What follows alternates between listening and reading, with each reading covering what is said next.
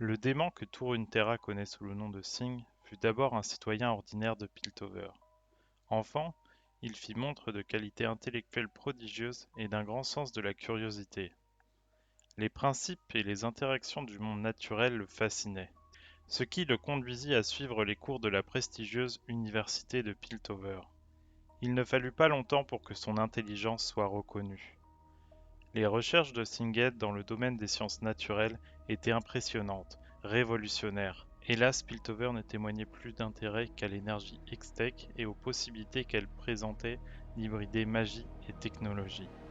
Singh, à l'écart de ce grand mouvement, considéra la magie comme la béquille de ceux qui étaient incapables de comprendre comment le monde fonctionne ou que cela n'intéressait tout simplement pas. Il devint le critique véhément de ce qu'il considérait comme une mode temporaire et absurde au sein de l'université. Singh se plongea, à rebours, dans le potentiel chimique de l'alchimie. Mais, en dépit de ses progrès, il ne fut récompensé que par les moqueries de ses collègues. Rapidement, ses financements lui furent retirés et il fut contraint de quitter l'université, puis Piltover. Singh n'eut d'autre choix que de commencer une nouvelle existence à Zone. La vie était bon marché et on y avait le goût de l'innovation technique. Singh parvint rapidement à trouver du travail dans les industries technochimiques naissantes, prêtant ses talents et son énergie à une masse de clients de moins en moins recommandables. Ses expériences, souvent douteuses sur le plan moral, couvraient un large éventail. Optimisation des humains, des animaux, voire fusion des deux, entre autres travaux. Il poussa ces nouvelles expériences à un rythme de plus en plus rapide, au détriment de sa santé. Comprenant mieux que personne les besoins chimiques d'un corps vivant, il conçut des stimulants dans le but de travailler pendant des semaines avant de s'effondrer et de dormir pendant des jours à la suite. Les efforts obsessionnels de Singh lui permettaient de ne jamais manquer de mécènes et de clients. Parmi eux, ils finirent par compter les traceurs de Noxus. À Piltover et à Zone, on murmurait que l'Empire et son grand général étaient au bord de la banqueroute, ruinés par les taxes prélevées par Piltover sur les routes des campagnes militaires à Shurima. On disait aussi qu'ils auraient bientôt besoin de se tourner vers des conquêtes nouvelles, moins dispendieuses. Tant qu'ils le payaient, Singh ne s'en souciait pas.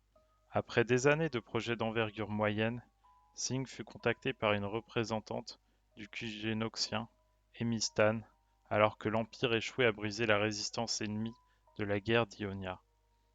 Elle lui réclama un nouveau type d'arme, quelque chose qu'on n'aurait jamais vu auparavant, et elle se promettait de le rendre riche. Délaissant toute autre considération, Singh mit son intelligence, ses connaissances et son expérience au service de la conception de cette nouvelle arme. Il en résulta un feu alchimique instable, volatile, épouvantable. Quand il fut finalement utilisé à Ionia contre les ennemis de Noxus, il brûla tant qu'il fractura la pierre et pollua la terre de poisons métalliques denses qui empêchaient presque toute vie végétale d'y prospérer. Même les alliés d'Emistan furent écœurés, sans aller jusqu'à l'accuser de crimes de guerre.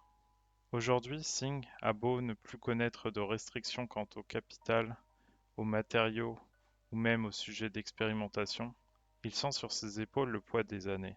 Ses travaux les plus récents sont davantage biologiques et bien plus dramatiques. Une tentative récente pour fusionner animal, humain et machine a laissé son laboratoire en ruine. Son visage ne tient plus que par de répugnants bandages et son sujet d'expérience rôde dans les rues de Zone. Pourtant, Singh ne renonce à rien. Il maîtrise déjà la destruction de la chair. Il entend maintenant apprendre comment la préserver et la transformer, dans l'espoir que la vie ne soit pas condamnée à finir par la mort.